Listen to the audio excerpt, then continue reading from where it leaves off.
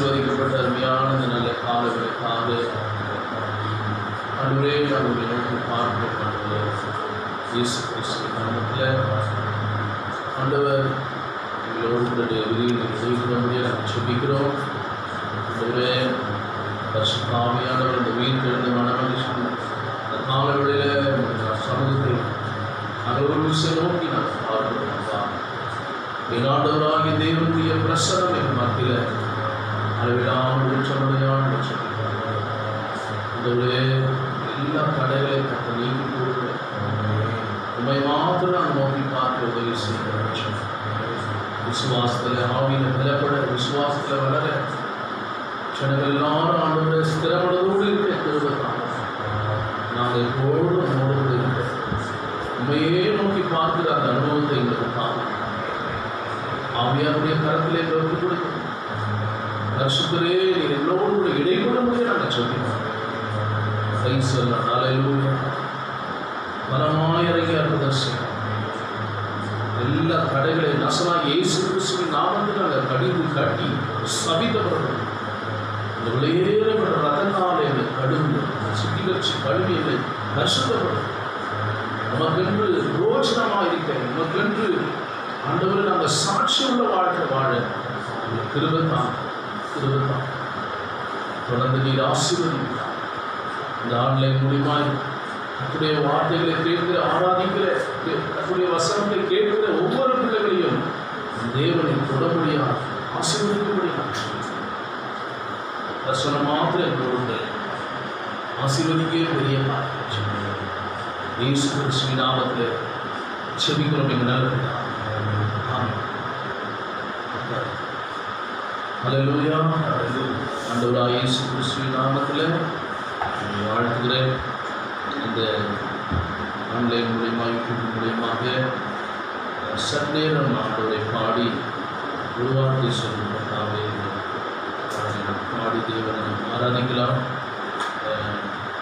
சுகத்தோடு கூட நம்ம விடுதலையில் ஆண்டாங்க அமர்ந்து நாம் ஆராதித்து நம்முடைய வசனங்களை நாம் கேட்போம். பயபக்தியோடு நம்ம ஆண்டவர் நோக்கி பார்க்கும்போது உண்மையாகவே ஆண்டவர் பலத்த காரியங்களை செய்ய மனமுள்ளவராக இருக்கிறார். எனவே ஸ்தோத்திரம். ஆண்டவரை நாம் சில பாடலை பாடி தேவனை நாம் ஆராதிக்கிறோம்.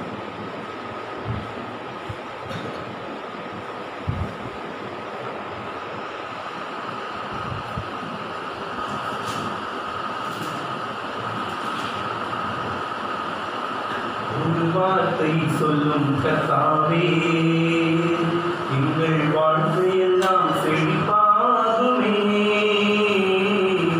ஒரு வார்த்தை சொல்லும் கர்த்தாவே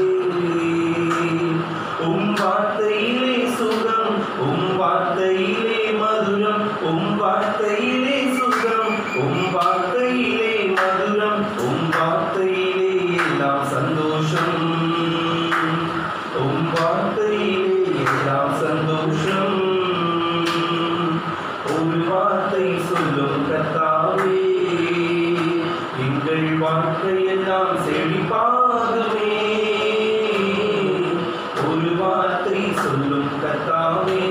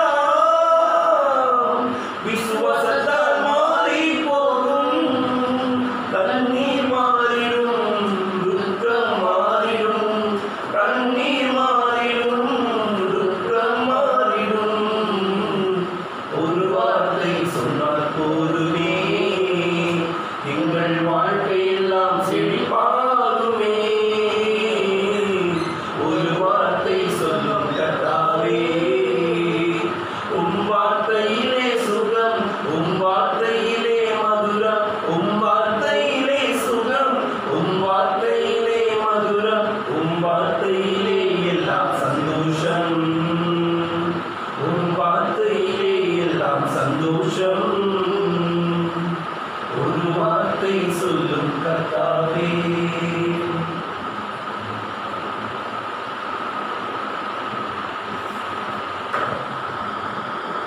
ஆடி மகிழ்ந்திருப்போம், கர்த்தர் சமூகத்தில் களி கூறுவோம். கைதட்டி பாடி மகிழ்ந்திருப்போம், கர்த்தர் சமூகத்தில் களி கூறுவோம். களி கூறுவோம், களி கூறுவோம். கர்த்தர் சொன்ன வாக்குத்தத்தம் சொல்லி மகிழ்வோம். களி கூறுவோம், களி கூறுவோம். கவலைகள் மறந்து களி கூறுவோம். கைதட்டி பாடி மகிழ்ந்திருப்போம், கர்த்தர் சமூகத்தில் களி கூறுவோம். கைதட்டி பாடி மகிழ்ந்திருப்போம், கர்த்தர் சமூகத்தில் களி கூறுவோம். நினைப்பதற்கும் நாம் ஜெபிப்பதற்கும் அதிகமாய் செய்திடுவார். நினைப்பதற்கும் நாம் ஜெபிப்பதற்கும் அதிகமாய் செய்திடுவார். களி கூறுவோம், களி கூறுவோம். கர்த்தர் சொன்ன வாக்குத்தத்தம் சொல்லி மகிழ்வோம். களி கூறுவோம், களி கூறுவோம். கவலைகள் மறந்து களி கூறுவோம். கைதட்டி பாடி மகிழ்ந்திருப்போம், கர்த்தர் சமூகத்தில் களி கூறுவோம். கைதட்டி பாடி மகிழ்ந்திருப்போம், கர்த்தர் சமூகத்தில் களி கூறுவோம். பயப்படாதே, உன்னை மீட்டுக் கொண்டேன், எனக்கே நீ சொந்தம் என்றார். பயப்படாதே, உன்னை மீட்டுக் கொண்டேன், எனக்கே நீ சொந்தம் என்றார். களி கூறுவோம், களி கூறுவோம். கர்த்தர் சொன்ன வாக்குத்தத்தம் சொல்லி மகிழ்வோம். களி கூறுவோம், களி கூறுவோம். கவலைகள் மறந்து களி கூறுவோம். கைதட்டி பாடி மகிழ்ந்திருப்போம், கர்த்தர் சமூகத்தில் களி கூறுவோம். கைதட்டி பாடி மகிழ்ந்திருப்போம், கர்த்தர் சமூகத்தில் களி கூறுவோம். நன்மையும் கிருபையும் நம்மை தொடரும், ஜீவனுள்ள நாட்களெல்லாம். நன்மையும் கிருபையும் நம்மை தொடரும், ஜீவனுள்ள நாட்களெல்லாம். களி கூறுவோம், களி கூறுவோம். கர்த்தர் சொன்ன வாக்குத்தத்தம் சொல்லி மகிழ்வோம். களி கூறுவோம், களி கூறுவோம். கவலைகள் மறந்து களி கூறுவோம். கைதட்டி பாடி மகிழ்ந்திருப்போம், கர்த்தர் சமூகத்தில் களி கூறுவோம். கைதட்டி பாடி மகிழ்ந்திருப்போம், கர்த்தர் சமூகத்தில் களி கூறுவோம். ஆபத்து காலத்தில் நோக்கி கூப்பிட்டால் அவர் நம்மை விடுவிப்பாரே. ஆபத்து காலத்தில் நோக்கி கூப்பிட்டால் அவர் நம்மை விடுவிப்பாரே.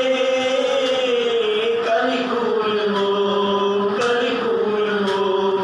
கர்த்தர் சொன்ன வாக்குத்தத்தம் சொல்லி மகிழ்வோம். களி கூறுவோம்,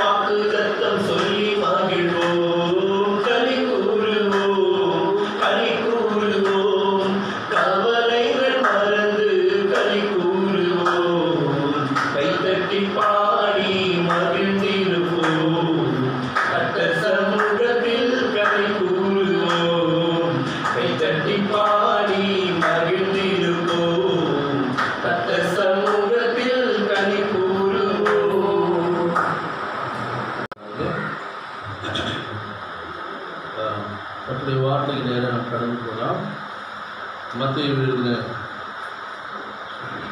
சுவிசேஷ புஸ்தகம் 8ஆம் அதிகாரம்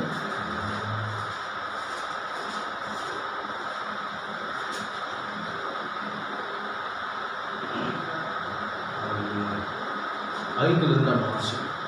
இயேசு கப்பர்நகூமில் பிரவேசித்த போது 100க்கு அதிபதி ஒருவன் அவரிடத்தில் வந்து, ஆண்டவரே, என் வேலைக்காரன் வீட்டிலே திமிர்வாதமாய் கிடந்து கொடிய வேதனைப்படுகிறான் என்று அவரை வேண்டிக் கொண்டான்.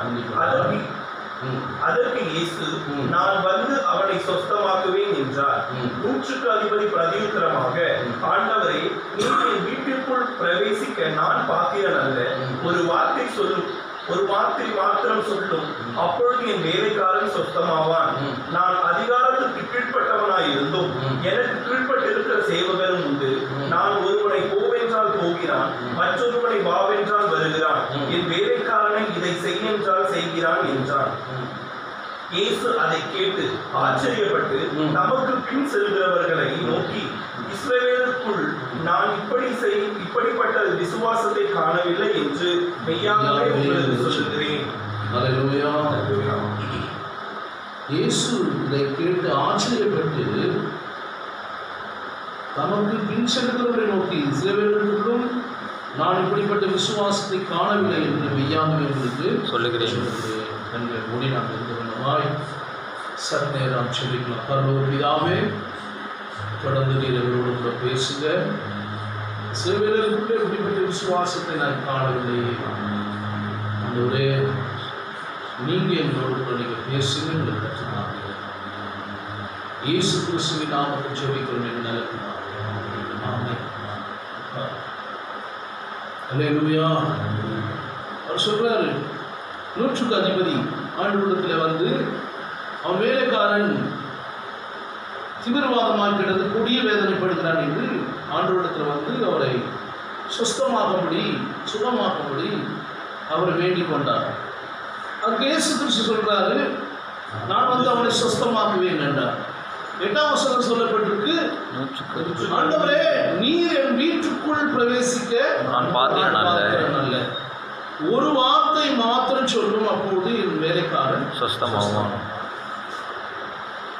அவன் இயேசு கிறிஸ்துவை அறியாதவன், 100 பேருக்கு ஒரு அதிபதியாய் ஆண்டவர் அவனை வைத்திருந்தார். அவன் ஆண்டவரை பற்றி கேள்விப்பட்டு ஓடி வந்து ஆண்டவரிடத்தில் வந்தாதான் சுகம் கிடைக்கும் என்று சொல்லி ஆண்டவரிடத்திலிருந்து வேண்டிக் கொள்கிறான். ஆனால் நீங்க என் வீட்டுக்கு வருவதற்கு நான் பாத்திரமானல்ல, தகுதி இல்லை. நீங்க ஒரு வார்த்தை மாத்திரம் சொல்லும், அப்போது நான் என் வேலைக்காரன் சுஸ்தம். அல்லேலூயா. விசுவாசம் உள்ள 100க்கு அதிபதி, விசுவாசம் உள்ள 100 பேருக்கு உள்ள ஒரு அதிபதியாய் கர்த்தர் அவனை வைத்திருக்கிறார். அல்லேலூயா. அவனுடைய விசுவாசத்தை பாருங்க. நீங்க ஒரு வார்த்தை சொன்னா போதும், ஆண்டவரே, இந்த வேலைக்காரன் சொல்ல மாட்டாங்க. இவ்வளோ ஒரு அசிக்க முடியாத, அப்ப இயேசு வந்தா போதும், ஒரு வார்த்தை சொன்னா எவ்வளவு பெரிய காரியமா மாறும்னு சொல்லி அவன் நன்றாக அறிந்திருக்கான். அல்லேலூயா. அதுதான் சொல்றான். அவன் சொல்றான், நான் அதிகாரிகளுக்கு கீழ்ப்பட்டவனாகவும் எனக்கு கீழ்ப்பட்டு இருக்கிற சேவகர் உண்டு. நான் ஒருவனை போவென்றால் போகிறான், மற்றவனை வாவென்றால் வருகிறான். என் வேலைக்காரனை செய்வென்றால் செய்கிறான். இவ்வளோ பெரிய அதிகாரம் உள்ளவன். இயேசு அதை கேட்டு ஆச்சரியப்பட்டு நமக்கு பின்வருவர்களை பார்க்கும்போது, சில வேளைக்கு கூட நான் அப்படிப்பட்ட விசுவாசத்தை ஆண்டவரே என்று மெய்யாக உங்களுக்கு சொல்லுகிறேன். அல்லேலூயா. அப்போ நம் நன்றாக தெரிந்து கொள்ள வேண்டிய காரியம் தேவ பிள்ளைகளே, 100க்கு அதிபதியிடம் கண்ட விசுவாசத்தை இயேசு எந்த யூதர்களிடத்திலும் கண்டதில்லை, பார்த்ததில்லை. இன்னைக்கு இவ்வளவு வருஷமா நம்ம விசுவாசியா இருக்கிறோம். ஆண்டவரை ஏற்றுக்கொண்டு ரட்சிக்கப்பட்டு ஞானஸ்தானம், மனம் திரும்பி ஞானஸ்தானம் எடுத்து அவரை நாம் ஆராதிக்கிறோம், சத்தியங்களை கேட்கிறோம். ஆனா இன்னும் நம்ம விசுவாசத்துல குணப்படலை, விசுவாசத்துல இன்னும் நம்ம வளர்ச்சி அடையலை. ஆண்டவருடைய வார்த்தைகளை அறியாதவே 100 பேருக்கு அதிபதி வந்து கேட்கிறான், நீங்க ஒரு வார்த்தை மாத்திரம் சொல்லுங்கப்பா. ஆனா நீங்க என் வீட்டுக்குள்ள வருவதற்கு நான் தகுதி இல்லாதவன். ஆனா என் வேலைக்காரன், நீங்க சொன்னா என் வேலைக்காரன் சுகமாகுவான். அல்லேலூயா. அப்ப முதல் காரியம் என்னன்னா, ஏனென்றால் இவன் இன்னொரு மனிதன் மேல் அவ்வளவு அன்பும் கருசனையும் கொண்டிருந்தான். ஆண்டவர் பார்க்கிறார். அவன் வேலைக்காரன் தான், அவனுக்கு என்ன, அந்த அதிபதிக்கு என்ன, அவன் எவனா எப்படியாவது போட்டோம், நமக்கு என்ன, அவன் எங்கேயாச்சும் போய் சுகமாக்கிட்டோம், இல்லை மருத்துவரை போய் பார்த்துக்கிட்டோம்லாம் நினைச்சிருக்கலாம். ஆனா அவன் அப்படிப்பட்டவன் இல்லை. ஒவ்வொருத்தர் மேலேயும் கருசனை, அவனுக்கு மேல மற்றவங்க மேல ஒரு கருசனை உள்ளவனா இருந்தான். இதை கர்த்தர் பார்க்கிறார். அல்லேலூயா. இரண்டாவது பார்க்கும்போது இயேசு கிறிஸ்து மேல அசைக்க முடியாத பெரும் விசுவாசத்தை, ஒரு விசுவாசத்தை ஆண்டவர் மேல வைத்திருந்தார். அவர் சொன்னா போதும், எவ்வளவு பெரிய காரியத்தையும் ஆண்டவர் சொல்லமாக்க முடியும். அல்லேலூயா. இன்னைக்கு நம்ம நம்ம நம்ம ஆண்டவர் மேல விசுவாசம் வைக்கிறதே கிடையாது. சில டைம்ல நம்ம ஜெபிக்கிறோம், சில டைம்ல நம்ம விசுவாசம் வைக்கிறோம். ஒரு பிரச்சனை, ஒரு போராட்டம் வரும்போது அந்த விசுவாசம் எங்க தான் போகுதுன்னு தெரியல. ஆனா அவனுடைய பாருங்க, அவ்வளவு பெரிய அதிபதி அவன், ஆண்டவர் மேல ஒரு விசுவாசத்தை வைத்து ஓடி வரான் பாருங்க. அல்லேலூயா. மூன்றாவது காரியம், அவிசுவாசியான யூதர்களுக்கு புத்தி வருவதற்காக இயேசு இந்த நிகழ்ச்சி என்ன பண்றாரு, பயன்படுத்துறார். அவிசுவாசியான யூதர்களுக்கு 11-12 வாசகம் நம்ம கூட பார்க்கும்போது, அநேகர் கிழக்கிலும் மேற்கிலும் இருந்து வந்து பரலோக ராஜ்யத்தில் ஆபிரகாம், ஈசாக்கு, யாக்கோபு என்பவர்களோடு பந்தி இருப்பார்கள். ராஜ்யத்தின் புத்திரரோ புறமான இருளிலே தள்ளப்படுவார்கள். அங்கே அழுகையும் பல்கடிப்பும் உண்டாயிருக்கும் என்று உங்களுக்கு சொல்லுகிறேன் என்றார். 4வது காரியம் பார்க்கும்போது மூலம் அவர் நம்மை எச்சரிக்கிறார். விசுவாசம் அங்க பார்க்கும்போது ஆபிரகாம், ஈசாக்கு என்பவர்களோடு கூட என்ன பண்ணுவாங்க, ஆனா ராஜ்யத்தின் புத்திரரோ புறமான இருளிலே தள்ளப்படுவார்கள். அங்கே அழுகையும் பற்கடிப்பும் உண்டாயிருக்கும் என்று உங்களுக்கு சொல்லுகிறேன். அப்போ அவர் நம்மை தேவனுடைய ராஜ்யத்தினுடைய வல்லமை நாம் விசுவாசிக்க தவறினால் நிச்சயமாக நமக்கு இந்த பலன் உண்டு. ராஜ்யத்தினுடைய, பரலோக ராஜ்யத்தினுடைய வல்லமையை நாம் அறிந்து கொள்ளாமல் இருப்போமானால் புறமான இருளிலே தள்ளப்படுவார்கள். அல்லேலூயா. அப்போ தேவ பிள்ளையை ஆண்டவரை ஏற்றுக்கொண்டு ரட்சிக்கப்பட்டு இவ்வளவு வருஷங்களாய் ஆகி இன்னும் கிறிஸ்துவை அறிகிற அறிவிலே நாம் இல்லாதனாலே, இயேசு கிறிஸ்து யார், எப்படிப்பட்டவர், அவருடைய வல்லமைகள் என்ன, அவருடைய மகத்துவங்கள் என்ன, அவருடைய மகிமை என்ன என்று நாம் அறிந்து கொள்ளாதனாலதான் இன்றைக்கு நம்முடைய விசுவாச வாழ்க்கையில ஆசீர்வாதங்களை பெற்றுக்கொள்ள முடியாமல் நம்ம இருக்கிற தேவ பிள்ளைகளே. ஹல்லேலூயா. அதுதான் ஆண்டவர் இங்கே கற்றுக் கொடுக்கிறார். ஆமென். ஹல்லேலூயா. அப்போ அவிசுவாசம் இன்றைக்கு ஒரு மனிதனுக்குள்ள இருக்கும்போது அவன் பாவம் என்று உணர வேண்டும். என்னவா அது? பாவம். அவிசுவாசம் என்னது? பாவம். இருதயத்தில் சந்தேகம் இல்லாமல் எப்பவுமே ஜெபிக்கிற மனுஷனாய் இருக்கும்போது, ஹல்லேலூயா, விசுவாசிக்கிறவர்களுக்கு எல்லாம் கூடும் என்று வேதம் சொல்லியிருக்கிறது. இன்னைக்கு நிறைய பேர் நம்ம விசுவாசத்தோடு கூட ஜெபிக்கிறதே கிடையாது. உள்ளத்துக்குள்ள ஒரு சந்தேகம் நமக்குள்ள. அவன் சொல்றான், நீங்க என் வீட்டுக்குள்ள வருவதற்கு நான் பாத்திரமான அல்ல, ஆனால் என் வேலைக்காரன் சொஸ்தமாகணும். நீங்க சொன்னீங்கன்னா, ஒரு வார்த்தை சொன்னா சொந்தமாகணும். ஆண்டவரே, நான் நினைக்கிறேன் ஆண்டவரே ரொம்ப நடுங்கி போயிட்டு இருப்பாரு. இவ்வளோ பெரிய அசைக்க முடியாத ஒரு விசுவாசத்தை. ஆனா யூதர்களுக்குள்ள கர்த்தரை அறிந்த ஒவ்வொருவருக்குள்ளேயும் அந்த விசுவாசம் இல்லை. அதுக்காக தான் இந்த நிகழ்ச்சிகளை கர்த்தர் அங்கே கொண்டு வர. நீங்க மார்க் 9ஆம் அதிகாரத்தில் 22-24 வரைக்கும் பார்க்கும்போது, மார்க் 9ஆம் அதிகாரம் 22 இவனை கொல்லும்படி அது அநேக தரம் தீயிலும் தண்ணீரிலும் தள்ளிற்று. நீர் ஏதாகிலும் செய்யக்கூடுமானால் எங்கள் மேல் மனதிறங்கி எங்களுக்கு உதவி செய்ய வேண்டும் என்றான். இயேசு அவனை நோக்கி, நீ விசுவாசிக்க கூடுமானால் ஆகும், விசுவாசிக்கிறவனுக்கு எல்லாம் கூடும் என்றார். இங்க பார்க்கும்போது ஒரு அசுத்த ஆவி அலக்கடி பிடித்த ஒரு மகனை உங்களுக்கு கொண்டு வந்து அவங்க என்ன பண்றாங்கன்னா, அலக்கடித்தது அது மூளை தள்ளி பல்லை கடித்து என்ன பண்ண சோர்ந்து போறா. அதை துரத்த முடியும் சீஷர்களிடத்தில் கேட்டேன், அவளால் கூடாமல் போயிட்டு 19ஆம் வசனம் பிரதித்தினாலே விசுவாச சந்ததியே, எதுவரைக்கும் நான் உங்களோடு இருப்பேன், எதுவரைக்கும் உங்களிடத்தில் பொறுமையாய் இருப்பேன், அவனை என்னிடத்தில் கொண்டு வாருங்கள் என்றார். அவனை அவரிடத்தில் கொண்டு வந்தார்கள். அவரை கண்டவுடனே அந்த ஆவி அவனை அலைக்கழித்தது. அவன் தரையிலே விழுந்து நுரைத்தள்ளி புரண்டான். அவர் அவனுடைய தகப்பனை நோக்கி, இது இவனுக்கு உண்டாகி எவ்வளவு காலம் ஆயிற்று என்றார். அதற்கு அவன் சிறு வயது முதல் கொண்டே உண்டாயிருக்கிறது என்றார்.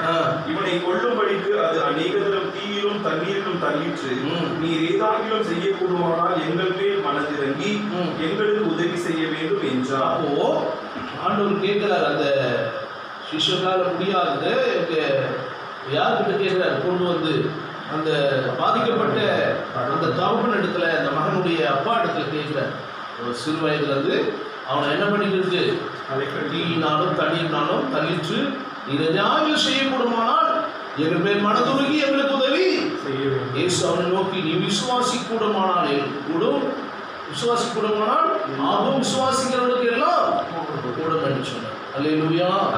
அப்போ விசுவாசம் அவிவிசுவாசம், அவிவிசுவாசம் மிகுந்த ஒரு பெரிய பாவம். அப்ப இருதயத்தில் சந்தேகம் இல்லாமல் எப்பவுமே ஜெபிக்கணும். விசுவாசிக்கிறவனுக்கு சந்தேகம் இல்லாமல் ஜெபிச்சா எப்பேற்பட்ட காரியத்தையும் கர்த்தர் மாற்ற வல்லவராக. அவங்களுக்கு பாருங்க, அவங்களுக்கு ஒரு சந்தேகம். நிறைய பேருக்கு நம்ம கூட இது நடக்குமா, இது முடியுமா, இல்லை இவங்க ஜோபிச்சா நடக்குமா, இல்லை அவங்க சொன்னா ஜோம் பண்ண நடக்குமா, மனுஷங்களை நம்பி ஓடுவாங்க.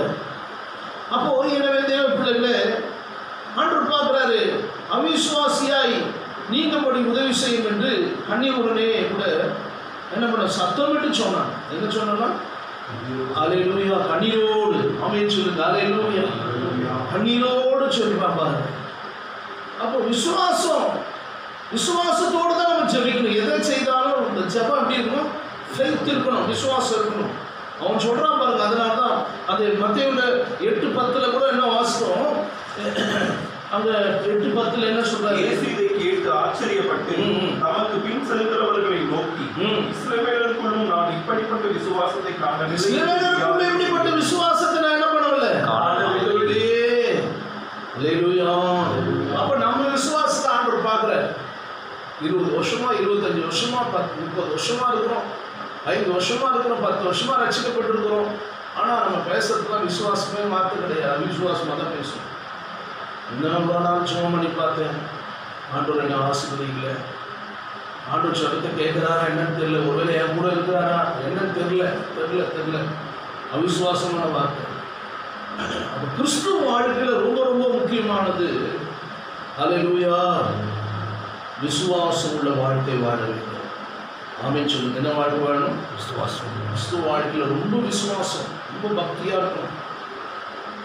ஆமென். விசுவாசிகளுடைய அந்த விசுவாச வாழ்க்கை வாழ, நம்ம அந்த வாழ்க்கை வாழ எப்பவுமே அவரையே சார்ந்திருக்கணும், 24 மணி நேரமும் ஆண்டவரே சார்ந்து வாழ கற்றுக்கொள்ள வேண்டும். 24 மணி நேரம் ஆண்டவரே நம்முடைய கண்கள் நோக்கி பார்க்கணும். அதனால தான் தாவீது ராஜா சொல்றார், எனக்கு ஒத்தாசை வரும் பர்வதத்துக்கு நேராக என் கண்களை ஏறெடுக்கிறேன், வானத்தில் பூமியை உண்டாக்குற கர்த்தரிடத்தில் எனக்கு ஒத்தாசை வரும். அல்லேலூயா. ஆண்டவர் நிச்சயமா எனக்கு ஒத்தாசை தருவார்.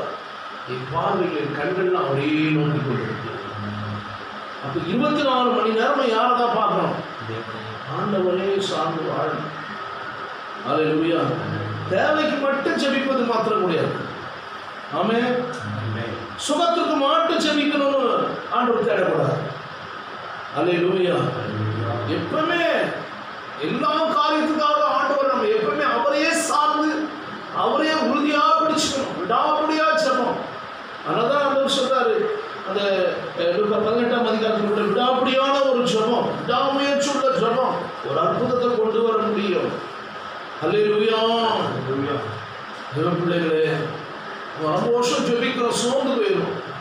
ஆண்டவர் ஜெபத்தை கேட்கலையே, பதிலே கிடைக்கலையே, ஏன் ஆண்டவர் பேச மாட்டாரு. இப்போ நம்ம கிட்ட என்ன குறை, என்ன தடை, நம்ம சிந்திக்கணும். ஏன் ஆண்டவரே நான் என்ன தவறிட்டேன், எங்கே பின்வாங்கி போயிட்டேன், ஏன் அந்த ஜெபத்துக்கு ஒரு நாள் பதில் கிடைக்கலையே தெரியலையே, நான் எங்கே தவறு பண்ணிட்டேன்னு தெரியலையே ஆண்டவரே, எனக்கு நீங்கள் பேசுங்க ஆண்டவர், நான் சரி பண்ணிக்கிறேன், ஒப்பு கொடுக்குறேன் ஆண்டவரே அப்படின்னு சொல்லி நீங்கள் ஜெபம் பண்ணி பாருங்க. கண்டிப்பாக கர்த்தர் அதை வெளிப்படுத்தி காண்பிப்பா. அல்லேலூயா. நம்ம எல்லாமே யாரை நம்புறோம்? ஆண்டவரை நம்புறோமோ இல்லையே, மனுஷன் நம்பி ஓடுவோம். அதான் எரேமியா சொல்றார் 17ஆம் அதிகாரம்.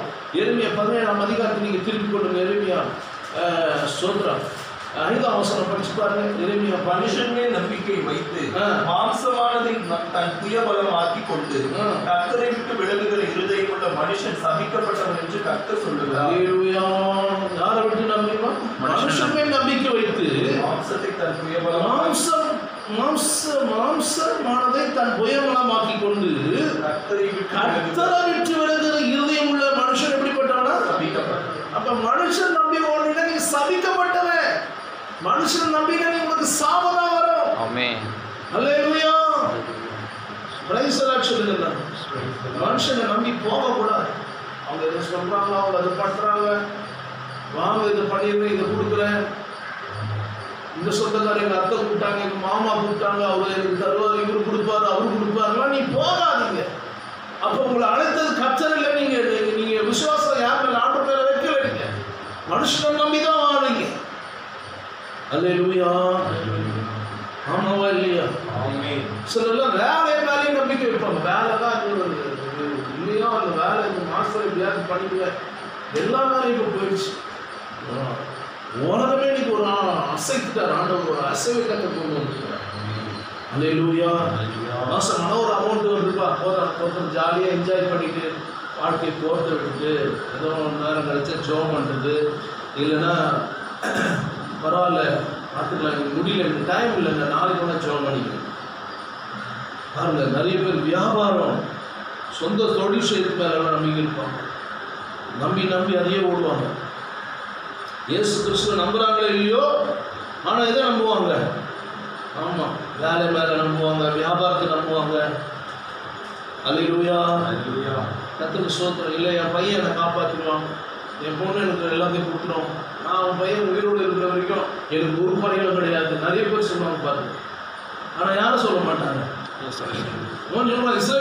சொல்லுவாங்க, நீர் ஒரு மாத்திரம் சொல்லுங்க, என் வீட்டுக்குள் வருவதற்கு நான் யார் இல்லை. எவ்வளவு பெரிய ஒரு அசைக்க முடியாத தான் கர்த்தர் பார்த்தார். ஆனா நம்ம ரட்சிக்கப்பட்டு இத்தனை வருஷமா இருக்கிறோம், நம்ம ஆண்டவரை உயர்த்தவே மாட்டோம். ஐயோ, நான் பரலோகத்துக்கு சொந்தக்காரர், கர்த்தர் இந்த பூமியில வைத்திருந்தாலும் ஆசீர்வதிப்பார், பரலோகத்துல என்னை கொண்டு போய் மேன்மையில வைக்க போறாரு, இந்த பூமிக்கு நான் சொந்தம் அல்ல, நான் பரலோக ராஜ்யத்துக்கு சொந்தக்காரர். அல்லேலூயா. மனுஷன் நம்பி ஓடி, அதுக்கப்புறம் அந்த மனுஷன் என்ன பண்ணுவாங்க, கையை வச்சுக்குவான். அது மாதிரி இல்லைப்பா, அது மாதிரி பார்க்குறேன். ஆரம்ப காலத்தில் ஊழியத்தில் நிறைய பேர் வந்து சொல்லுவாங்க, இது பண்ணலாம், அதை பண்ணலாம், அதை செய்யலாம், வந்து நான் போகவே மாட்டேன். அழைத்தவர் கர்த்தர், அவர்தான் அபிஷேகம் பண்ணி கொண்டு வந்திருக்கு, அவர் தான் அழைத்திருக்கிறார். அவரையே நம்பி வாழணும். அல்லேலூயா. சில பேர் வர சர்ச்சுக்கு இங்கே வந்து அங்கே அதை பண்ணிடலாம், அதை பண்ணிடலாம் எல்லாம் சொல்லுவாங்க. இதை கொடுத்துருவேன், அதை பண்ணிடலாம், நம்ம சர்ச்சில் ஏசி போட்டு இதெல்லாம் வசதியெல்லாம் இருக்குது, நம்பி ஓடுவாங்க எல்லாம். கர்த்தர் அதை பார்க்குறார் பரலோகத்தில். அல்லேலூயா. ஓ பிரைஸ் தி லார்ட். ஆண்டவரத்திலே நம்ம நிறைய நேரத்தில் நம்ம சொந்த பலத்தையே நம்ம நம்பிடுறோம், சொந்த அறிவை நம்புகிறோம், நம்ம சொந்த காரியங்களை நம்புகிறோம். நீங்கள் அதுக்காக யாரை நம்ப வேணாம்னு சொல்லலை. முதல் நம்பிக்கை யார் மேலே இருக்கணும்? இயேசு கிறிஸ்து. எல்லாம் சொல்லுங்க, யார் மேலே இருக்கணும்? இயேசு கிறிஸ்துவே நம்பு. அல்லேலூயா. வேலையை கொடுத்தவர் யாரு? ரிஷப்பா. வேலையை கொடுத்தது யாரு? ரிஷப்பா. அல்லேலூயா. அவருமே ஒரு வழி அடிச்சாங்க, 10 வழி அவர்களை திறக்க முடியும். ஆண்டவரே அப்பா அப்படின்னு சொல்லி பாருங்க, ஆண்டவர் ஒரு அற்புதத்தை அவர் செய்யணும். சிலர் பிஸ்னஸ் மேலே இருப்பாங்க. அல்லேலூயா. எனக்கு ஒரு தெரிஞ்ச தம்பி, சின்ன வயசுல அவன் அந்த அண்ணன் எனக்காக ஜெபம் பண்ணுங்க, அவன் ரொம்ப கஷ்டம். இப்போ ஜெபம் பண்ண கூட ஒரு வியாபாரத்தை கத்துறாங்க, கொடுத்து அந்த வியாபாரம் தொடங்க போகிறேன். ஆண்டவர் டாப் லெவல் ஆகிட்டு ஆண்டவர் உயர்த்துட்டார். அதுக்கப்புறம் அவன் திரும்பி கூட பார்க்கல. ஆனால் இப்போவும் அவனுக்காக ஜெபம் பண்ணிட்டு ஆண்டோட பிள்ளைகளை கத்துறது சோத்திரம். அதுக்கப்புறம் வசதியெலாம் வந்த பிறகு அவன் என்ன பண்ணிட்டான், பேச்சுலாம் மாறி போயிடுச்சு. மனுஷன் பாருங்க, எல்லாரும் இந்த உலகத்தில் எல்லாம் மாறிடாங்க. நம்ம ஆண்டவரை நம்பி இருக்கும்போது ஆண்டவர் எந்த நிலையில் நம்ம கைவிடவே மாட்டோம். நம்ம பார்வையெல்லாம் அப்பாவே நோக்கி இருக்கும். அல்லேலூயா. ஆகாயத்து பட்சிகளை கவனித்து பாருங்கள், அவைகள் விதைக்கிறதும் இல்லை, அறுக்கிறதும் இல்லை, களஞ்சத்துல சேர்த்து வைத்தது அவைகளை பார்க்கணும். பரமபிதா என்ன பண்றாராம்?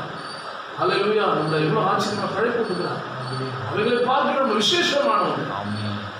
ஹல்லேலூயா. அதனால ஒரு படைப்பு கொடுக்கிற தேவன். ஆமென். அதுக்கு எதுவுமே சேர்த்து வைக்கிறதுக்கு எந்த களஞ்சியமும் கிடையாது. ஹல்லேலூயா. ஆண்டவர் அந்த ஒவ்வொரு நாளும் பசியில்லாதபடி தேவனை துதிச்சு பாடி, ஆண்டவரே அந்த காலை எழுந்ததுலேருந்து பாருங்க அந்த இரவு வரைக்கும் ஆண்டவர் எல்லாம் ஆசீர்வாதமா எப்பவுமே அந்த ஒரே தோற்றம் அந்த ஆண்டவர் பிரியமான எழுந்து என்ன பண்ணுது? ஆண்டவரை துதிச்சு பாடுது, ஆண்டவர் மகிமைப்படுது. காலையில் குருவி சத்தம் பாருங்க. நல்ல சில வேலை தவிர்க்க முடியாது, சில வேலையில் ஏற்படலாம், சரீர சூழ்நிலைகள் இருக்கலாம். ஆனால் நல்ல நம்ம தூக்கத்தில் இருப்போம். இந்த குருவி சத்தம் கேட்கறது கூட நமக்கு தெரியாது. அதிகாலையில் மாடெடுத்து எழும்போது அதிகாலையில் தேடுகிறவன் கண்டடைவான்.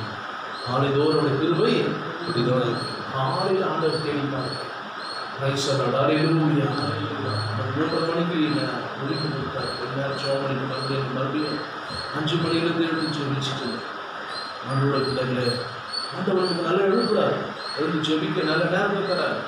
நமக்கு உடம்பு சப்போர்ட் பண்ண மாட்டேன், படுத்து தூங்கிடும். அப்புறம் ஆண்டவர் நம்மளை என்ன பண்ணுறாரு? ஆசீர்வதிக்கவே இல்லை. ஆண்டவர் தான் நான் தேடுறேன். இல்லையா, நம்ம விசுவாசம் யாரும் நம்பல, ஆண்டவர் மேலே இல்லை. இயேசுவே நம்ம நம்ப மாட்டோம். அல்லேலூயா. தோத்திரம் சொல்றேன். நம்ம சிலர்லாம் மனுஷன் என்ன பண்ணுவாங்க, ஒரு மேனேஜரை நினச்சி சிலர்லாம் பெரிய பெரிய அதிகாரிகள் அவங்க ஃப்ரெண்டு இருக்காங்க, அவங்களாம் என்னை கடைசி வரைக்கும் கைவிட மாட்டாங்க. நான் ஒரு கஷ்டம் போயினாங்கன்னா என் ஃப்ரெண்டு என்ன ஒரு நாள் எவ்வளோ நாள் பார்க்கலாம், ஃப்ரெண்டு எவ்வளோ நாள் சொந்தக்கார பார்க்கலாம், கூட பொண்ணு பார்க்கலாம், பார்க்க மாட்டேன். ஒரு நாள் 2 நாள் விருந்து மருந்து எடுத்துனாரு, 3 நாள் தான். அதுக்கப்புறம் யாரும் உலகமே அப்படிதான். ஆனால் ஆண்டவர் நம்பி இருந்து பாருங்க, ஏசப்பா நீங்கள் கைவிடுங்க. அல்லேலூயா. இப்போ இவன் யாரை நம்பி வரான்? நீங்கள் ஒரு வார்த்தை மாத்திரம் சொல்லுங்கப்பா போதும். ஆனால் நீங்கள் யாரு? எங்கள் வீட்டுக்குள்ள வருவதுக்கு நானே இல்லை, ஆனால் இன்னைக்கு நம்ம இறுதி வீட்டில் இயேசு இருக்கிறார். புரியுதுங்களா? இப்போ நம்ம வீட்டில் யார் இருக்காரு? வாழ வீட்டில் இயேசப்பா இருக்கிறாரு. நம்ம இறுதி வீட்லேயும் யார் இருக்கிறாரு? ஆனால் நீங்கள் உங்கள் வீட்டுக்குள்ள வர்றதுக்கு நான் தகுதி இல்லாதான். ஒரு வார்த்தை மாத்திரம் சொல்லுங்க.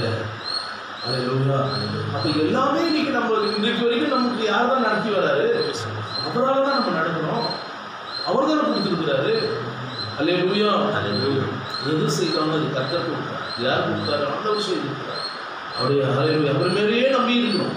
அதான் எரேமியா 7ஆம் வசனத்தை நீங்க படிச்சு பாருங்க. 17:7 கர்த்தர் மேல் நம்பிக்கை வைத்து கர்த்தரை தன் நம்பிக்கையாய் கொண்டிருக்கிற மனுஷன் பாக்கியவான். அல்லேலூயா. கர்த்தர் மேலேயே நம்பிக்கை இருக்கணும், மனுஷன் நம்பிக்கை கூடாது. அந்த வேலை மேல சில வேலையே நம்பி இருப்பாங்க. எப்படியாவது ஒரு 25 வருஷம் 30 வருஷம் சர்வீஸ் பண்ணிக்கலாம், போட்டு சம்பாதிச்சு இந்த வண்டி நமக்கு எல்லாம் கடைசி வரைக்கும் குழப்பம் போதும். சில சொல்லுவாங்க, அவங்க வந்தாலும் எப்படியோ வீட்டுக்கு வந்தாலும் எங்களை கவனிச்சு தப்புவாங்க. அல்லேலூயா. Praise the Lord. உங்களுக்கு எந்த மனுஷனும் ஆண்டவர் பாருங்க, யாருமே எத்தனை நேரத்தில் என்னமோ சொன்னவங்களா இல்லை என்னென்னோ பண்ணிட்டாங்க. ஆனால் கர்த்தரை நம்பி இருந்தபோது ஆண்டவர் தான் நம்மளை போஷிக்கணும். அல்லேலூயா. நான் சில வேலையில் கூட நம்பியிருக்கேன். மனுஷன் சிலர் இல்லாத மாதிரி இருப்பாங்க அப்படிலாம். ஆனால் அவங்களாம் கடைசியில் அவங்க மூலியமாக ஆண்டவர் கற்றுக் கொடுப்பாரு. இது இப்படிதான்ப்பா அப்படிதான். அப்போ நம்ம நம்பிக்கை யார் தான்? வேண்டிய பாடல் கூட, நம்பிக்கையே உமக்கு ஸ்தோத்திரம், என் புகலிடமே உமக்கு ஸ்தோத்திரம், என் நம்பிக்கையே உமக்கு ஸ்தோத்திரம், என் புகலிடமே உமக்கு ஸ்தோத்திரம். உம்மைத்தான் நான் நம்பியிருக்கேன், அற்புதங்கள் எனக்கு செய்யுங்கப்பா. உம்மைத்தான் நான் நம்பியிருக்கேன், அற்புதங்கள் எனக்கு செய்யுங்கப்பா.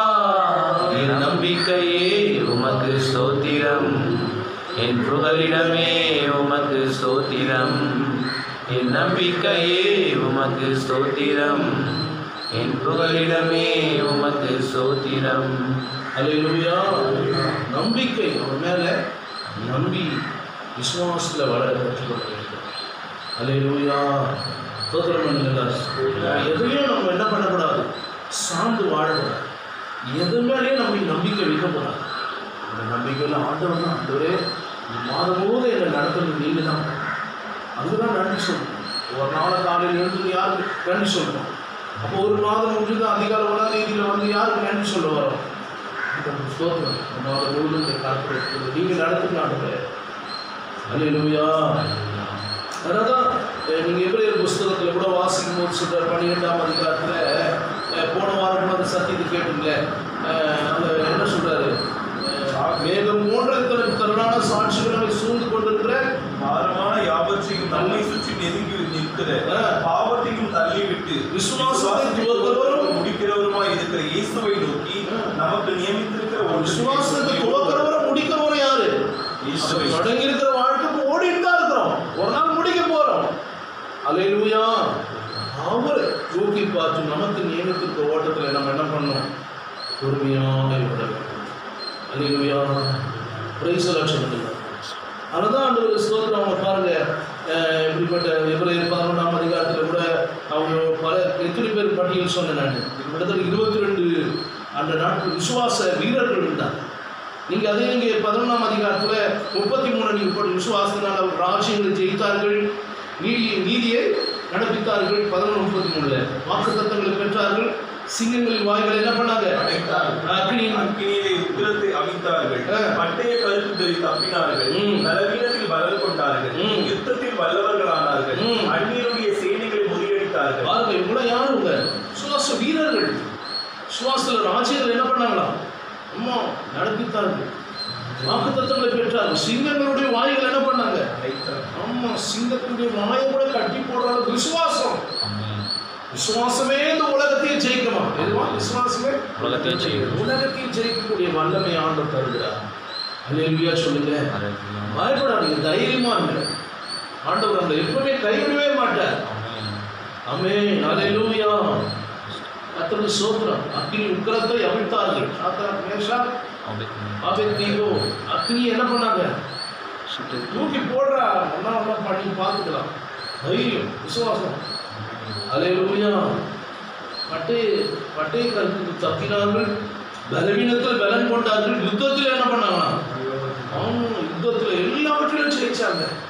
22 வீரர்களும் ஆண்டவர் அவங்க வாழ்க்கையில் நடந்து வந்த பாதைகளை பார்க்கும்போது ஆச்சரியமா இருக்கு. அல்லேலூயா. 36ஆம் வசனத்தில் நீங்கள் 11 வேறு சிலர் நிந்தைகளையும் அடிகளையும் கட்டுகளையும் கண்டறி உண்டார்கள்,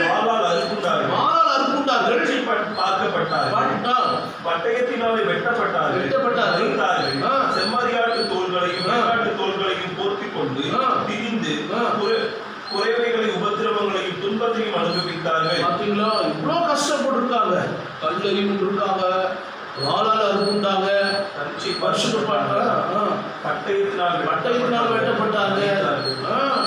எவ்வளோ பாடு. ஆனால் அவங்க சோர்ந்து போனாங்களா? விசுவாசத்தில் என்ன பண்ணாங்களா? ஜெயித்தார்கள். நிந்தனைகள், அடிகள், கட்டுகள், காவல்கள் எல்லாமே அவங்களுக்கு வந்தது. ஆனால் அவங்க யாரை நம்பி வாழ்ந்தாங்க? இவர்கள் எல்லாரும் விசுவாசத்தினாலே நற்சாட்சி பெற்றும் வாக்குத்தத்தம் பண்ணப்பட்டதை அடையாமல் போனார்கள். நற்சாட்சி பெற்றார்கள், வாக்குத்தத்தம் பண்ணப்பட்டதை அடையாமல் போனார்கள். ஹல்லேலூயா. தேவப்பிள்ளைகளே, இன்னைக்கு நம்ம யாரை சார்ந்து வாழணும்? இயேசு கிறிஸ்துவை சார்ந்து வாழணுமா? இல்லை யார் மேலே நம்பிக்கை வைத்திருக்கிறோம்? ஆண்டவரை நம்பிக்கை வைத்திருக்கிறோமா? இல்லை மனுஷனை நம்பி ஓடுறோமா? அதை நீங்கள் நல்லா யோசிச்சு பாருங்க. தேவப்பிள்ளைகளே, ஹல்லேலூயா. கர்த்தருக்கு ஸ்தோத்திரம் சொல்லுங்க. ஹல்லேலூயா. ஆமென். ஆண்டவர் நிச்சயம் ஒருபோதும் நம்மை கைவிடவே மாட்டார். ஆமென். பிரைஸ் தி லார்ட் சொல்லுங்க. அம்மாவா இல்லையா? ஒரு வார்த்தை நீங்க சொன்னா போறாங்க. அதே ஒரு சம்பவத்தை லூக்கா நீங்க 19ஆம் அதிகாரத்தில் 1-10 வரைக்கும் பார்க்கும்போது சகீவை குறித்து சொல்லும் போது அவர் சொல்லப்பட்டிருக்கு. அவன் யாருன்னு உங்களுக்கு தெரியும். ஆண்டவர் சொல்றாரு, அவனை எப்படியாவது பார்க்கணும், ஆண்டவரை பார்க்கணும்னு சகீவுக்கு ஆசை. இவன் ஒரு ஆயக்காரனுக்குலாம் தலைவனாக இருந்தான். இவன் லூக்கா 19ஆம் அதிகாரம் 5ஆம் வசனத்தில் படிச்சு பாருங்களேன்.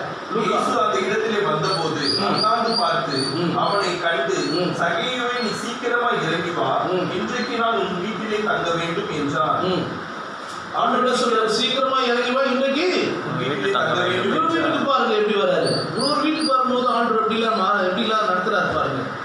அப்போ உடனே சீக்கிரமா இன்றைக்கு நானும் யாரும் வீட்டுக்கு வரணும், உன் வீட்டிலே தங்க வேண்டும். சீக்கிரமா இறங்கி சந்தோஷமே அவர் என்ன பண்ணா, அவரை அழைத்துக் கொண்டு உடனே அதை கேட்டு யாரும் இவர் பாவியான மனுஷனுக்குள்ளே தங்கபடி போனார் என்று உடனே ஆண்டவர் உள்ள வந்து அவனுக்கு ஸ்டேட்மெண்ட் பாருங்க. நான் 8ஆம் வசனத்துல, சகேயு நின்று கர்த்தரை நோக்கி, ஆண்டவரே, இந்த ஆஸ்திகளில் பாதியை ஏழைகளுக்கு கொடுக்கிறேன்.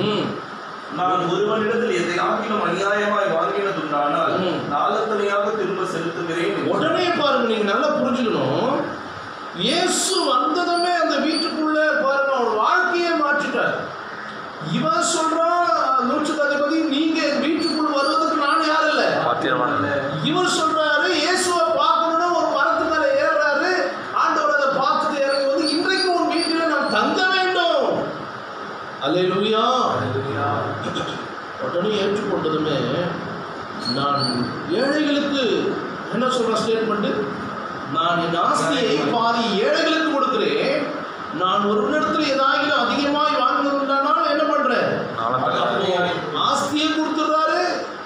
மீதி வாங்கின பணத்தை என்ன பண்ண, நாளத்தனியா உள்ள வந்துதான் அவன் வாழ்க்கையை டோட்டலா கர்த்தர் மாற்றிட்டார். அல்லேலூயா. விசுவாசம் ரொம்ப ரொம்ப ரொம்ப முக்கியம். அப்போ அவன் வந்ததுமே ஆண்டவர் உண்மையான பாவ அறிக்கை செய்யறான். என்ன பண்றான், அவனுக்குள்ள வந்ததுமே, இயேசு உள்ள வந்ததுமே அவன் வாழ்க்கையை கர்த்தர் மாற்றான். அப்போ இவ்வளவு வருஷம் நம்ம வீட்டுக்குள்ள இயேசு வந்திருக்கிற, இன்னும் நம்ம வாழ்க்கை மாறாம தான். அல்லேலூயா. கிறிஸ்து ரெண்டாவது இயேசு கிறிஸ்து மேல உண்மையான விசுவாசம் உள்ளவனாய் மாறணும். யார் அவரு? யாரு? சகேயு. வாழ்க்கையை உண்மையா என்ன பண்றான், நான் யார் இடத்துல ஏதாவது நான் ஏழைகளுக்கு எதை கொடுக்குறேன்னு சொன்னா, முதல்ல ஆஸ்தியை பாதியை கொடுத்துறேன். நான் பாதியை ஆஸ்தி அப்புறம் சேர்த்து பாதியை கொடுத்துறேன். ஒரு ஸ்டேட்மெண்ட் பாருங்க. அப்புறம் என்ன சொல்ற, பாதி கொடுத்தது இல்லை.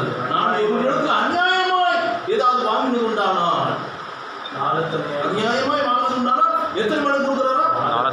அப்போ பாதி ஆஸ்தியை கொடுக்குறாரு ஏழைக்கு, அநியாயமா வாங்கினது 4 மடங்கு கொடுத்துடுறாரு. அப்போ இயேசு உள்ள வந்து வாழ்க்கையை டோட்டலா என்ன பண்ணிட்டாரு, புதுசா மாறிடுச்சு. இயேசு ஒரு மனுஷனுக்குள்ள வந்ததுமே அவன் வாழ்க்கையை புதுசா மாற்றி உன்னை ஆசீர்வதிக்கிறது. அல்லேலூயா சொல்லுங்க. சொல்லுங்க. அதான் அவர் சொல்றாரு. ரெண்டாவது காரியம் பார்க்கும்போது, மூன்றாவது காரியம், முதல் உண்மையான பாவ அறிக்கைதான், ரெண்டாவது இயேசு கிறிஸ்து மேல உண்மையான விசுவாசம் இருக்கான். மூன்றாவது காரியம் பார்க்கும்போது, ஒரு இடத்தில் இருந்தால் நான் நிச்சயமாகவே அவனை வெளிப்படையான வாழ்க்கையை நான் என்ன பண்ண வாழ வேண்டும் என்று அவன் அறிக்கையிட்டான். உண்மையான அந்த வெளிப்படையான அறிக்கை, அதுதான் கர்த்தர் பார்க்கிறேன். இப்போ இன்னைக்கு நம்ம கூட நிறைய மறைச்சு உள்ளுக்குள்ளேயே வச்சிருக்கோம் நிறைய. இதுதான் நமக்கு ஆசீர்வாதத்துக்கு தடை. இயேசு வந்ததுமே எல்லாம் டோட்டலா மாறிடும். அல்லேலூயா. அடுத்தபடியா அவர் சொல்றாரு, நான் ஒரு இடத்துல உண்டான திருமணம் கொடுக்குறேன். அப்போ நிச்சயமாகவே தன்னுடைய உண்மையான அவருடைய இருதயத்தில் இருக்கிறத உண்மையாக நிச்சயமா ஆண்டவர் கிடப்பட வெளிப்படையான வாழ்க்கையை வாழ அவன் தேவனுக்காக அர்ப்பணிப்பு உள்ளவனாக இருக்கிறான். சகேயு. மூன்றாவது காரியம் பார்க்கும்போது, ஒரு பயபக்தி உள்ள வாழ்க்கை வாழ அவன் தீர்மானித்து விடுறான். அவன் இனியாச்சும் ஆண்டுக்காக பயந்து வாழ வேண்டும் என்று சொல்லி தன் இருதயத்தில் நல்ல தீர்மானம் பண்ணி கொடுக்குறான். அல்லேலூயா. நான்காவது காரியம் பார்க்கும்போது, இயேசுவே ஆண்டவர் என்ன பண்றான், ஆண்டவருடைய ஒரு நல்ல ஒரு பழகி அவருடைய ரட்சிப்பை ஏற்றுக்கொண்டு அதன் பிறகு அவன் பாவத்தில் இருக்கக்கூடாது என்று சொல்லி ஒரு முடிவெடுக்கிறான்.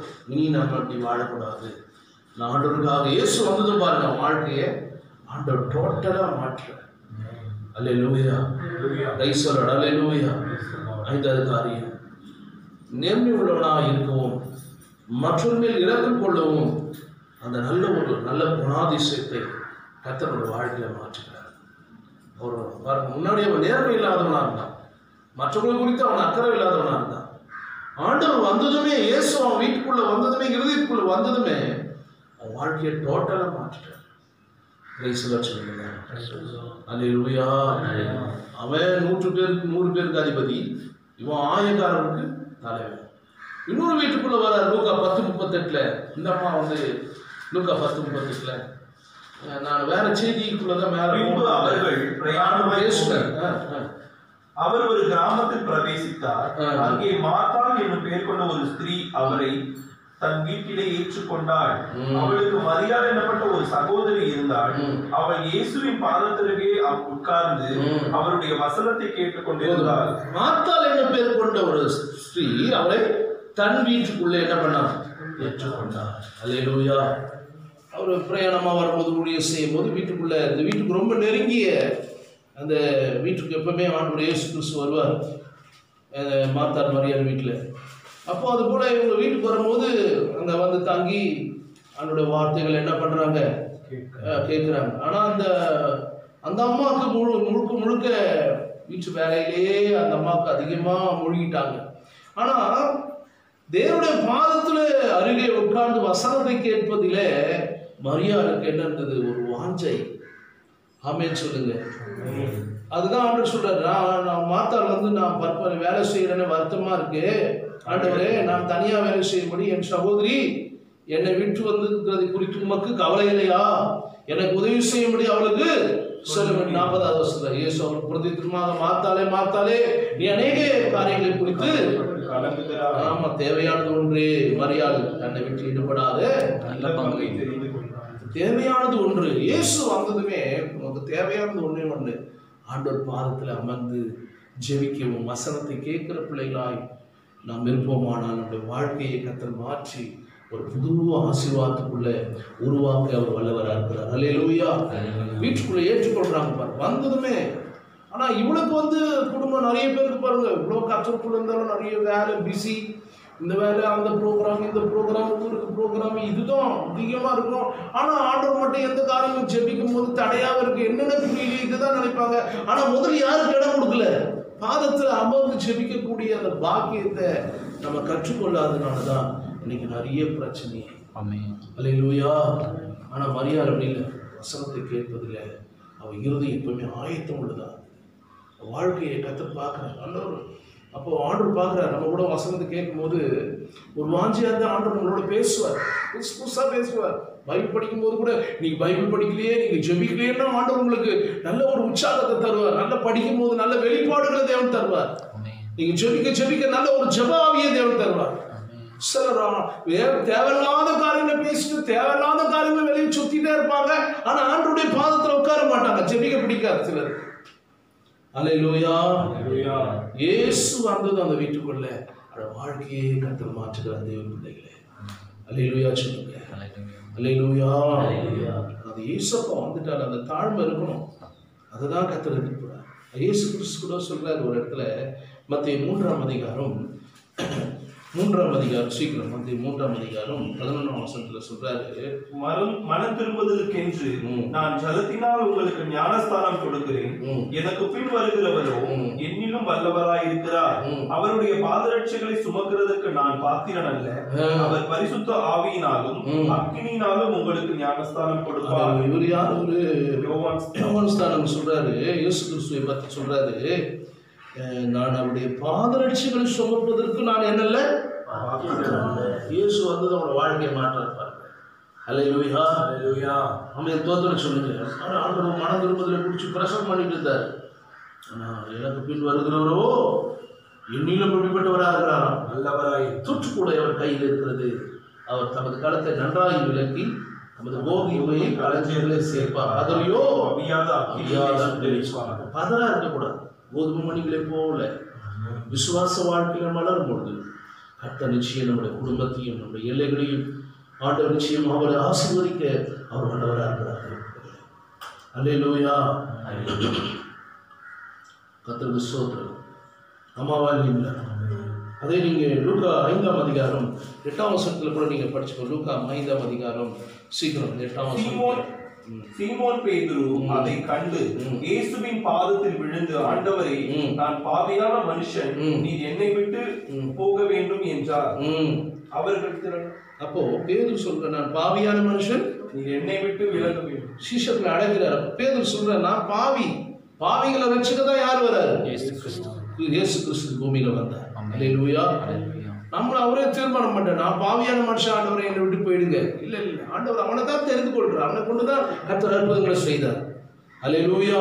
பேதுரு நடந்து போகும்போது நிழல் பட்டவங்களாம் சுகமானாங்க. பேதுருடைய பிரசங்கத்தை கேட்டு 3000 பேர் 5000 பேர் ரட்சிக்கப்பட்டாங்க. தேவ பிள்ளைகளை ஒன்றுக்கும் உதவாத நம்மளை சொல்லலாம், நம்மளை பார்த்து அற்புதமா நினைக்கலாம்.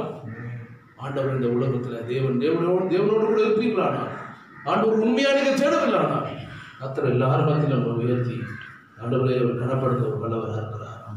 அல்லேலூயா. கர்த்தருக்கு சோதனை சொல்லுங்க. அல்லேலூயா. ஆண்டவருடைய பிள்ளைகளை ஆண்டவரை நம்ம தாழ்த்த வேண்டும். அந்த ஒரு எவ்வளோ பெரிய நிலையில போனாலும் நமக்கு அந்த பெருமை வரக்கூடாது. ஆண்டவரே தன்னை தாழ்த்தி ஆண்டுக்கு ஒப்பு கொடுக்கும்போது உண்மையாகவே கர்த்தர் நம்மை ஆசீர்வதித்து நம்மை பலப்படுத்த வல்லவராக இருக்கிறார். 1 கொரிந்தியர் 15ஆம் அதிகாரத்தில் கூட 9-10 வசனங்களை நீங்கள் படிச்சு பாருங்க. 1 கொரிந்தியர் பவுல் சொல்றாரு, நான் அப்போஸ்தலர் அல்லவென்றும் சிறியவனாய் இருக்கிறேன்.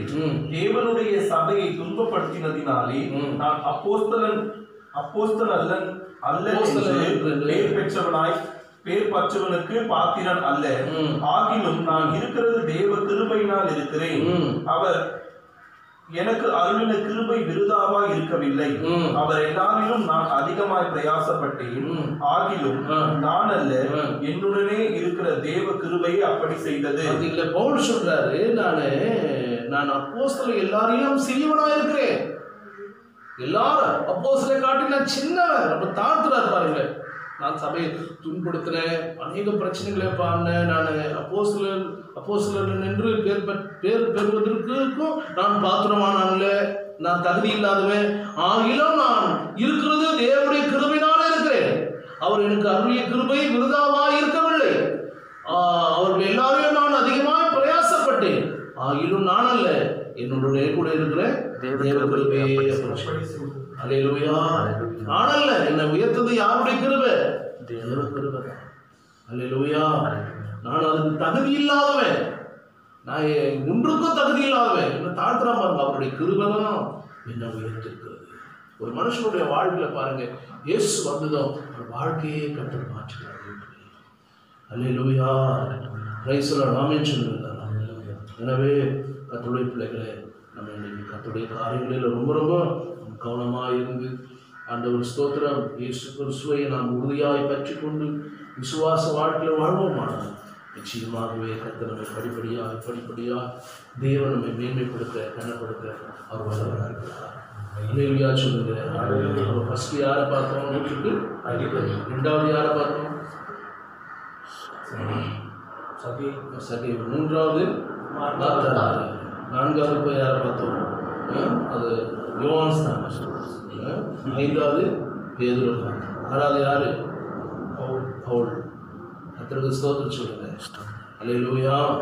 அவருடைய பாதரட்சி பெண்ணுதில்லை, நான் என்ன இல்லை இல்லாது. அல்லேலூயா. என்னை உயர்த்தது யாருடைய கிருபை தான்? தேவனுடைய கிருபை தான். பிரைஸ் தி லார்ட் சொல்லுங்க. அல்லேலூயா. ஆமாவா இல்லைங்களா? கர்த்தருக்கு ஸ்தோத்திரம். அதனால்தான் இயேசுப்பா இன்னொரு பிலிப்பியர் 4ஆம் அதிகாரம், எபேசிய 4ஆம் அதிகாரம் 1ஆம் வசனத்தை வாசித்து பாருங்க. கர்த்தர் நிமித்தம் கட்டுண்டவனாகிய நான் உங்களுக்கு சொல்லுகிற புத்தி என்னவெனில், நீங்கள் அழைக்கப்பட்ட அழைப்புக்கு பாத்திரவான்களாய் நடந்து இந்த மனத்தாழ்மையும் சாந்தமும் நீடிய பொறுமையும் உடையவர்களாய் அன்பினால் ஒருவரை ஒருவர் தாங்கி. எப்படி தாங்கணுமா? அன்பினால ஒருவரை ஒருவர் தாங்கிப்பட்டவர்களா இருக்கணுமா? நான் உங்களுக்கு சொல்லுகிற புத்திமதி என்னவெனில், நீங்கள் அழைக்கப்பட்ட அழைப்புக்கு பாத்திரவான்களாய் நடந்து மிகுந்த மனத்தாழ்மை சாந்தமும் நீடிய பொறுமை உடையவளாய் அன்பினால் ஒருவர் நீங்க என்ன பண்ணுமா? அங்கு சமாதான கட்டி நான் ஆவின் உரிமையை காத்துக் கொள்வது. அல்லேலூயா. அழைக்கப்பட்ட அழைப்புல அந்த காரியத்தில் நடக்கிற பிள்ளைங்க அந்த உத்தரவாதமா இருப்போமானால் கர்த்தர் இந்த அத்தனை தகுதியும் தேவன் நமக்கு தந்து நம்ம பலப்படுத்த அவர் வல்லவராக. அல்லேலூயா. ஆமென் சொல்லுங்க. கடைசியாக 2 தெசலோனிக்கேயர் 1ஆம் அதிகாரம் 2 தெசலோனிக்கேயர் 1ஆம் அதிகாரம் நீங்க 5ஆம் வசனத்தை படிச்சு பாருங்களேன். நீங்கள் தேவனுடைய ராஜ்யத்தின் நிமித்தம் பாடு அனுபவிக்கிறவர்களாய் இருக்க அந்த ராஜ்யத்திற்கு நீங்கள் பாத்திரர் என்று எண்ணப்படும் படிக்கு தேவன் நியாயமான தீர்ப்பு செய்கிறவர் என்பதற்கு இதுவே அத்தாட்சியாய் இருக்கிறது. நீங்கள் தேவனுடைய ராஜ்யத்தின் நிமித்தம் பாடு அனுபவிக்கிறவர்களா இருக்க அந்த ராஜ்யத்துக்கு நீங்க எப்படிப்பட்டவர்களா இருக்குங்களா? நாமே நாளையில பாத்திரவான்களா இருப்பதற்கு. அப்ப தேவனுடைய ராஜ்யத்துக்கு நம்ம யாரா? நம்ம பாத்திரவான்களாய் எந்த பரலோக ராஜ்யத்துக்கு பாத்திரவான்களா தேவன் நம்மை மாற்றிருக்கிறார். ஆமென் சொல்லுங்க. அல்லேலூயா. Praise the lord. எல்லாம் சொல்லுங்க. ஆமென் சொல்லுங்க. அதனால 12ஆம் வசனம், நம்முடைய தேவன் உங்களை தமது அழைப்புக்கு பாத்திரராகவும் தமது தயவுள்ள சித்தம் முழுவதும் விசுவாசிக்கிறியும் பலமாய் உங்களிடத்தில் நிறைவேற வேண்டும் என்று எப்போதும் உங்களுக்காக வேண்டிக் கொள்கிறேன். அல்லேலூயா. பவுல் எழுதும்போது தெசலோனிக்கர் திரும்பி எழுதும்போது சொல்றாரு பாருங்க, தேவனுடைய அழைப்புக்கு பாத்திரவான்களாய் ஆண்டவர் நமக்கு இதற்காக தேவன் நம்மளை அழைத்திருக்கிறார். விசுவாசத்துல இந்த நீதியில எல்லாவற்றிலும் நிலைத்திருந்து நம்ம வாழும்போது நிச்சயமாகவே தேவன் நம்மை ஆசீர்வதிக்க வல்லவராக இருக்கிறார். அல்லேலூயா. ஆமென். கடைசி இயேசு கிறிஸ்து எப்படி வாழ்ந்தார் பாருங்க.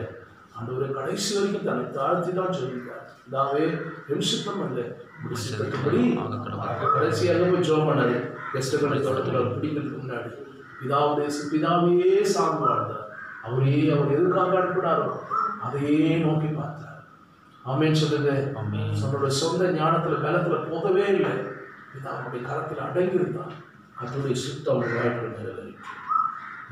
சொல்லுங்க. நானல்ல ஆண்டவருடைய என் சுத்தம் அல்ல, இந்த சித்தத்தின்படி கடைசி சிலுவையிலே தொடும் போது கூட பாருங்க, ஆண்டவருடைய கடைசி நேரத்தில் கூட அந்த கல்லனுக்கு ஒரு ரட்சிப்பை. ஆமென். அழைக்கப்பட்ட அழைப்பெல்லாம் அவர் எப்படி இருந்தார்? தாழ்த்தி பொறுமையாய் ஆண்டுக்காக வாழ்ந்தார். இதுபோல நாமும் இயேசு கிறிஸ்துவை போல நம்ம நடக்க பழகி கொள்ளும்போது, அந்த சத்தியங்களில் நாம் வாழும்போது உண்மையாகவே பரிசுத்த ஆவியானவருடைய மேன்மையை, இந்த மகத்துவங்களை நாம் பெற்றுக்கொண்டு நடக்க முடியும். அல்லேலூயா. விசுவாசம் ரொம்ப முக்கியம். இப்போ மனுஷன் நம்பி போகிறவங்க எப்படிப்பட்டவனா இருப்பான்? சாபம். அப்போ நம்ம மனுஷன் அதனால முதல் நம்பிக்கை யார் மேலே? அல்லேலூயா. சிங்கக்குட்டிகள் தாழ்ச்சி அடைந்து பட்டினியா இருக்கும், கர்த்தரை தேடுகிறவர்களுக்கோ கர்த்தரையே நம்பி இருந்து பாருங்க, எல்லாவற்றிலும் கர்த்தர் நம்மை உயர்த்திட்டே இருப்பார். ஆமென். கர்த்தரை வைத்தெல்லாம் கதை சோத்திரம் பண்ணலாம். வார்த்தை மூலியமா கர்த்தர் நம்மை எல்லாரையும் ஆசீர்வதிப்பார். ஆமென். கண்களை நாம் ஜெபிக்கலாம். பரலோக பிதாவே, இந்த நல்ல வேலைக்காக ஸ்தோத்திரம். நல்ல சற்று நேரம் பாடி துதிச்சு ஆண்டவரே இந்த வார்த்தையில கேட்க கிருபை செய்யுங்க. ஆண்டவர் எங்களோடும் நீங்கள் பேசுறீங்க, அதுக்காக நன்றி ராஜா. ஆண்டவரே சில வார்த்தைகளை ஜெபம் பண்ணிகிட்டே இருந்தேன், ஒவ்வொரு வார்த்தைகளும் மனசுக்குள்ளே நீங்கள் அப்படி போட்டுகிட்டே இருந்தீங்க. நமக்கு கொடான கூடி நன்றி ராஜா. ஆண்டவர் எங்களுக்கு நீங்கள் என்ன கற்றுக் கொடுக்குறோன்னு நினச்சிங்களோ இந்த நாளை நீங்கள் பேசியிருக்கிறீங்க. இதுலேயும் மறைவான ரகசியங்களாக இன்னும் யாராலும் உண்டு. இந்த நேரத்துக்கு என்ன தேவைன்னு எங்களுக்கு நீங்கள் கற்றுக் கொடுத்துட்டா கொடான கூடி நன்றி சொல்லிக்கிறேன். எங்களை தாழ்த்துக்கிறப்பா, எங்களை தொடர்ந்து வழி நடத்துகிற விசுவாசிகளோடு கூட எங்களோடு கூட எப்போது நீங்கள் கூட இருங்க. ஆசீர்வதியும் சென்னை பட்டணம், தமிழ்நாடு, இந்த தேசத்தை உலகம் முழுவதும் நீங்கள் ஆசீர்வதிக்கிறாச்சு. தயவுசெய்து தயவாக நீங்கள் மனம் இறங்கி இந்த கொரோனா வைரஸிலிருந்து முற்றிலுமான ஆண்டவர் விடுதலை தரும்படி நாங்கள் சொல்லிக்கிறோம். குறைகளை குற்றங்களை நீங்கள் மன்னிங்க. சுத்திகரிங்க. தேசத்தை சுத்திகரித்து கழுவி பரிசுத்தப்படுத்துங்க. எங்களையும் சுத்திகரித்து கழுவி எங்களை பரிசுத்தப்படுத்துங்க. உங்கள் ரத்தத்தால் எங்களை கழுவணும். அன்றைய நீங்கள் ஆசீர்வதிங்க. பொறுப்படுத்திக் கொள்ளுங்க. நேரம் பாதிக்கப்படுறாங்க. சீக்கிரம் ஆராதிக்க சபைகள் திறக்க முடியாமல் இருக்கு. அது விரைவில் நல்ல பதில் தான். தயவாய் கெஞ்சுகிறோம். ஆண்டவரே நீங்கள் மனம் மறந்துகிறார். மனம் மறந்து சமூகத்தை நோக்கி பாருங்க. அப்போது அதிசயம் செய்யுங்க. எல்லா துதிக்கு கன மகிமை ஒருவருக்கே நான் சொல்லுவேன். ஆண்டவர் ரட்சகர் இயேசு கிறிஸ்து நாமத்தில் ஜெபிக்கிறேன் நல்ல பிதாவே. ஆத்துமாவே கர்த்தரை ஸ்தோத்திரி, உள்ளமே பரிசுத்தமானதே. ஆத்துமாவே கர்த்தரை ஸ்தோத்திரி. நம்முடைய கர்த்தராகிய இயேசு கிறிஸ்து பிதாவாகிய தேவனுடைய அன்பு, பரிசுத்த ஆவியானவருடைய அன்பு, மகிமை, பாதுகாப்பு, சௌக்கியம், சமாதானம், சந்தோஷம் வருகம் மற்றும் மீண்டும் என்று சதா காத்து இருப்பதாக. அல்லேலூயா, அல்லேலூயா, அல்லேலூயா. God bless you. ஆண்டவருடைய ஆசீர்வாதம். ஸ்தோத்திரம்.